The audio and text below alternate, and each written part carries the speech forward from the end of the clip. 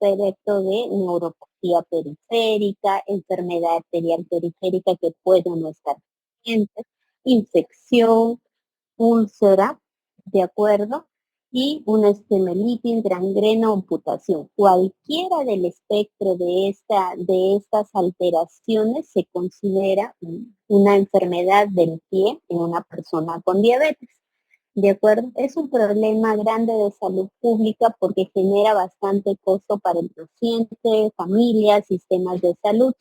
Son la principal causa de amputación no traumáticas en las extremidades inferiores y es mucho más frecuente en varones que en mujeres. ¿De acuerdo? En los hospitales, la cantidad de personas con pie diabéticos es mayor que en una población general, obviamente porque están más diagnosticados, 7.1% en los centros de salud pública, ¿ya? Ahora, el tema de tener un pie diabético significa que es un evento que nos va a repercutir y va a generar un desenlace fatal. O sea, tener una herida en el pie es una falla integrada neurovascular y inmunometabólica, ¿de acuerdo? ¿Y qué desenlaces va a tener? Se dice que un paciente que tiene una úlcera, el riesgo de que tenga un paciente con diabetes, el riesgo de que tenga una úlcera algún momento de su vida va de un 19 a un 34%. Dos, la recurrencia siempre va a ser la regla. Es decir, hizo una herida el paciente en su piecito y con eso ya se cicatrizó, pero queda una zona de callosidad, cicatrización. Eso se llama pie en remisión. Entonces ya genera de por sí una alteración en la barrera cutánea y hay mayor probabilidad de recurrencia. Ahora, teniendo una úlcera, de acuerdo, la mortalidad a los 5 años ronda entre el 30 a 50%. De acuerdo, ahora esta mortalidad aumenta un 70% si esa persona tiene una amputación y el desenlace depende más de los sistemas de atención rápido que solo colocar un apósito o un antibiótico. ¿Ya? Entonces, el pie diabético, como se dice, cuando una persona tiene un piecito, una úlcera, una lesión en el pie, debe activar una prevención secundaria intensiva, una optimización cardiovascular, un tema de descarga, ¿ya? Y una alta por cicatrización, pero vigilar. El tema es que cuando el paciente sale de alta, no siempre hacemos la vigilancia respectiva y ahí falla el sistema, ¿de acuerdo? Ahora, ¿cómo se produce este tema del pie diabético? Por la hiperglucemia crónica que tiene el paciente, se va a generar radicales libres, ¿ya? A través de la vía de los polioles, un estrés oxidativo mitocondrial, va a haber una isquemia neural y microvascular, va a haber una degeneración axonal y va a haber pérdida de la sensibilidad protectora asociada a un trauma repetido no percibido por el paciente debido a la pérdida de la sensibilidad protectora, es que se genera la lesión. Entonces, cuando vemos que el paciente tiene una úlcera, hay que ver qué componente es o qué tipo de úlcera es. Entonces, el paciente con diabetes, la gran mayoría padece de neuropatía diabética. Hay que ver si tiene un componente sensitivo, un componente motor o un componente autonómico. Sensitivo, entonces, ¿qué va a pasar? Se va a alterar las fibras que conducen el dolor, la presión, la temperatura y la propiocepción. Se pierde esta sensibilidad protectora y el paciente hay traumas, pequeños traumas y no lo siente. Luego hay una pérdida de la sensibilidad motora, una desnervación y atrofia de los músculos intrínsecos. Entonces se genera deformidades en los pies. Vamos a tener dedos sin garra, como ven en la imagen, callitos, prominencias óseas. Y también falla la conducción autonómica. Entonces disminuye la sudoración, hay piel seca, fisuras y se rompe la barrera cutánea. ¿De acuerdo? Entonces esta es la historia natural de un pie. Tenemos un piecito en riesgo. ¿Por qué? Porque tiene el tema de la neuropatía autonómica, sensitivo-motora. Entonces, un pie en riesgo. Se genera una zona de callosidad que lo llamamos preúlcera. Luego esta se rompe y se formó la úlcera. Se puede acompañar de infección, se puede acompañar de alteración en la circulación. Si no se logra controlar, termina en amputación y como vimos, ¿no? La mortalidad aumenta un 50% a medida que un paciente tiene una amputación por el pie diabético. ¿De acuerdo? Ahora, el pie diabético es considerado un síndrome clínico multifactorial. Entonces acá vamos a tener, como hemos visto, factores que intervienen, neuropáticos, angiopáticos, infecciosos que van a ir produciendo daño tisular y determinan el pronóstico de la enfermedad. Cuando nosotros abordamos un paciente que tiene pie, tenemos que diferenciar si la lesión que tiene es de tipo neuropático, de tipo isquémico, ¿de acuerdo? Entonces, las características que nos ayudan a hacer esta diferenciación, vamos a tener que un pie neuropático, la lesión es sin dolor, no duele. Recuerden que se ha alterado la sensibilidad, ¿ya? Del dolor, de la temperatura. Entonces, indolora, los pulsos están conservados, la lesión tiene aspecto desacabocado, ya generalmente se localiza en las zonas de prominencia ósea o en la planta de los pies, donde hay callosidades, hay pérdida de la sensibilidad, el reflejos y la vibración. El flujo sanguíneo puede estar aumentado por el tema de comunicaciones arteriovenosas, hay venas dilatadas, pero es un piel seco, agrietado, aspecto rojizo, caliente. En cambio, un pie, una lesión por una lesión isquémica, pues vamos a ver que es un pie que no tiene deformidades, su aspecto es pálido, cianótico, frío, las venas están colapsadas, no hay pulsos, ¿de acuerdo? ¿Ya? Y lo que vamos a ver es que se va a poner negrito. La úlcera duele bastante, duele mucho, ¿ya? Los pulsos están ausentes y generalmente se localiza en los dedos, donde la circulación, pues no, las arterias son más finitas. Entonces, cuando ustedes tienen una lesión y el paciente se queja y es el dolor intenso, hay que pensar que tiene un componente isquémico. Ahora hay pies que pueden tener tanto un componente neuropático como un componente isquémico, que son los pies mixtos. ¿De acuerdo?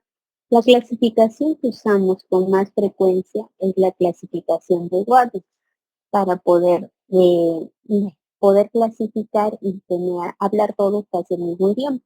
¿De acuerdo?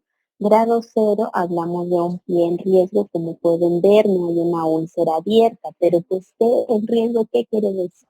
Que va a haber callosidades, de acuerdo, que va a haber deditos en garra, prominencias óseas por esta alteración motor.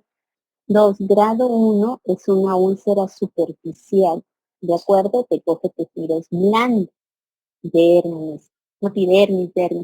Grado 2, la úlcera va más hacia adentro, comprometiendo el tendón, la cápsula, pero no hay abscesos ni osteomielitis. Y el grado 3 es lo mismo, pero con abscesos, osteomielitis, una infección profunda, como pueden ver en la imagen. Grado 4 ya hay algo de más eso, más un grado de gangrena. Y a grado 5 pues hay una lección extensa, ¿no? La gangrena casi ocupa todo el pie. Entonces, ¿cuál es el manejo, no? Nosotros cuando estamos ante un piecito, lo primero que tenemos que hacer es ver, ¿no? Si hay una úlcera, una herida, ¿dónde está ubicada? ¿Por qué importa eso? Porque si es, por ejemplo, una ulcerita en la parte malleolar interna, nos hace pensar en una insuficiencia venosa. A ver, una úlcera en las prominencias óseas, neuropatía, ¿de acuerdo? Ahora, cuánto mide, qué profundidad tiene, hay que ver, ¿no? La parte, evaluar la parte de la sensibilidad. Se ha perdido la sensibilidad protectora. ¿Y eso cómo evaluamos la pérdida de la sensibilidad protectora? Lo evaluamos con el test de monofilamento. Entonces, el test del monofilamento, colocamos el monofilamento de 10 gramos perpendicular a la piel, hacemos una ligera presión hasta que se doble y luego retiramos, ¿no? Y simplemente, obviamente el paciente tiene que estar cerrados los ojitos y le preguntamos si siente o no siente, sí o no, de frente. Ahora, si el paciente no siente la presión, entonces la prueba es positiva. Hay algunos, como se dice, protocolos donde utilizan 4 puntos, 8 puntos o 10 puntos, cualquiera que sea, mientras más puntos no sienta, entonces se ha perdido la sensibilidad protectora. De acuerdo, los puntos que generalmente que se utilizan son el pulpejo del primer dedo y la cabeza del metatarsiano del primero, segundo y quinto. 4 puntos más rápidos de evaluar. Hay que tener en cuenta que donde presionemos no haya callosidad porque puede alterar los resultados. De acuerdo. Posterior a la evaluación de la sensibilidad, ¿no es cierto? Podemos también evaluar la sensibilidad superficial, profunda, la superficial, ¿no? Que son por las fibras delgaditas, donde va a estar la sensibilidad táctil, dolorosa o la térmica, ¿de acuerdo? Y la sensibilidad profunda a través de la vibración. Una vez que hemos evaluado la sensibilidad, hay que vernos si estuvo alterada o no, ver el tema de la perfusión, ¿no? Se palpamos los pulsos, ¿de acuerdo? El pulso femoral, el pulso popliteo, el perio y el tibial posterior. Y en función a eso, pues determinaremos si está comprometido o no. Si no está comprometido, ¿de acuerdo?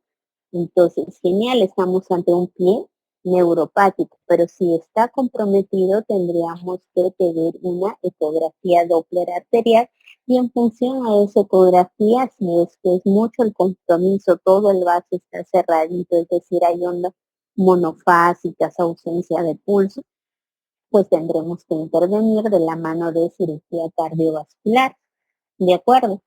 Entonces, y cuatro, perdón, ver si hay infección, ¿no? Si está infectada o no la herida, para determinar el manejo antibiótico, si el paciente va a ir a hospitalización o se le va a manejar de manera ambulatoria.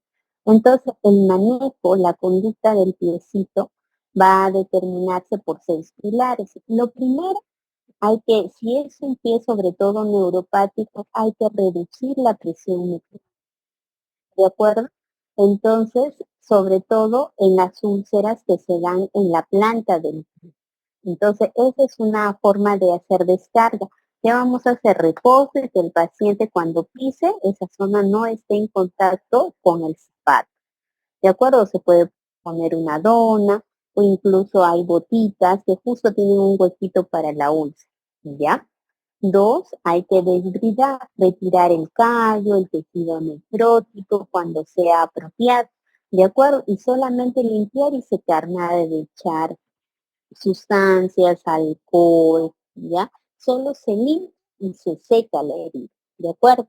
Cambiar la gasa todos los días para que no esté mojada por la secreción y desbridar todo el tejido necrótico, lo malo, y ahí dejarte granul.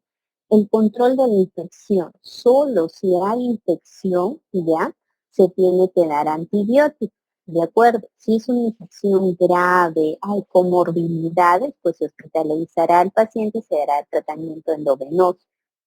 Así como hemos visto, ¿no? Si determinamos que hay ausencia de flujo, si tiene una enfermedad arterial periférica, entonces valoraremos con un cardiovascular para ver el procedimiento a seguir. 5, ¿ya? Es que un paciente tiene que tener un control metabólico. Para que un paciente que haga pie diabético es un paciente desordenado, sobre todo en alimentación. Entonces hay que ver cómo está su glicemia, cómo está su nutrición, su nivel de albúmina. Estos pacientes están desnutridos, pueden estar gorditos, pero su albúmina baja porque no comen suficiente proteína, ver cómo está la función renal, la presión arterial, los lípidos, si consumen tabaco, ¿de acuerdo? Y el tema de la cirugía, o si es que se necesita controlar un foco de manera urgente ante una infección necrotizante, un absceso profundo, una gangrena extensa, una isquemia grave, ¿de acuerdo? Entonces, el cuidado local de evitar, como les comenté, equilibrar la humedad y proteger los bordes, ¿ya? Entonces, removemos el tallito, controlamos el exudado. ¿Qué es lo que no tenemos que hacer? Curaciones dolorosas y traumáticas, porque van a empeorar la inflamación y el daño de los tejidos. Usar antisépticos citotóxicos, ¿ya? Pueden retrasar la granulación. Elegir un apósito sin un plan de descargo. O sea, está con la úlcera, le pongo el apósito y sigue pisando. Y sigue haciendo presión. ¿Ya? Y usar un área de profundidad, ¿no es cierto? Medir subjetivamente cómo va, ¿ya? Cómo va y qué tenemos que ver, si ya va cerrando la herida, cómo va el exudado, cómo va el tejido de granulación y cómo hacemos eso con una foto serial y va cerrando. Como le digo, no siempre se va a necesitar antibióticos. Generalmente una buena limpieza, un desbridamiento y limpiar ese exudado y la mayoría de pies resuelven sin necesidad de hospitalización, ¿ya? Pero si el piecito está infectado, el diagnóstico es clínico, no necesariamente microbiológico, ¿de acuerdo? Entonces, ¿por qué? Porque hay úlceras que tienen pues solamente un germen colonizante. Luego hay otras que tienen una infección leve, local, superficial, en cambio otras más extensa, moderada y hay severa, ¿no? Acompañado de lesiones de inflamación sistémica, de sepsis o aquella que amenaza la extremidad, ¿de acuerdo? Entonces, ¿cómo podemos orientarnos? No sé, hay signos locales clásicos, ¿no? Eritema, calor, dolor, sensibilidad, secreción purulenta, ¿ya? Sobre todo en los pacientes que tienen neuropatía es un poco más sutil. ¿Qué tan profunda es la úlcera? ¿No? Está expuesto la fascia, el músculo, el tendón, la articulación. Ya si te dice eso, al menos es moderada, profunda, extensa. Si hay signos sistémicos, fiebre, leucocitosis, hipotensión, sepsis, entonces ya hablamos de un problema severo y en estos casos sí o sí el paciente se hospitaliza. Ahora, siempre que el paciente se hospitaliza o vamos a utilizar antibiótico, hay que hacer un cultivo previo, ya tomar la muestra del tejido profundo, tras limpiar y desbridar y evitar el ensarpado superficial. ¿Por qué? Porque puede ser simplemente un germen colonizador. ¿De acuerdo? Entonces, cuando vamos sin una infección, ¿de acuerdo? Si es una infección leve, reciente, vamos a tener que predominar los focos gram positivos, estafilococo aureus, estreptococo, una cobertura estrecha suele bastar, no hay mayor riesgo de infección, pero ya si es una úlcera crónica, ¿no? Repetitiva, es tratada, ya ha sido tratada, es profunda, pues va a haber muchos microbios, gram positivos, gram negativos, anaeroides, y de acuerdo a eso se coberturará con antibióticos o no usar pues tratamiento de rutina para pseudomonas o marza, ¿no? Sin cultivos previos, ¿de acuerdo? Y teniendo en cuenta también cómo ha sido sus anteriores hospitalizaciones, qué germen ha tenido, si ha habido contacto con el agua o la prevalencia local, ¿no? De estos gérmenes. Entonces, si tenemos una úlcera y no hay signos clínicos de infección, no es necesario los antibióticos, ni sistémicos, ni tópicos, que comúnmente usamos tipo profilaxis, ¿de acuerdo? Lo más importante es limpiar la herida. Si es leve, ¿no es cierto? La infección del piecito es leve, pues una cobertura oral que dure entre 7 a 14 días es lo que generalmente usamos. Si es moderada o severa, hemos visto que la infección va a tejidos profundos, hay cierto compromiso sistémico, ¿ya? Entonces hay que ver si ya cogió el huesito, pues hay que retirar el hueso, puede ser necesaria una cirugía o hacer una limpieza un poco más amplia. Y ajustar el tratamiento en función a cómo nos salgan los cultivos. ¿De acuerdo? Muy bien.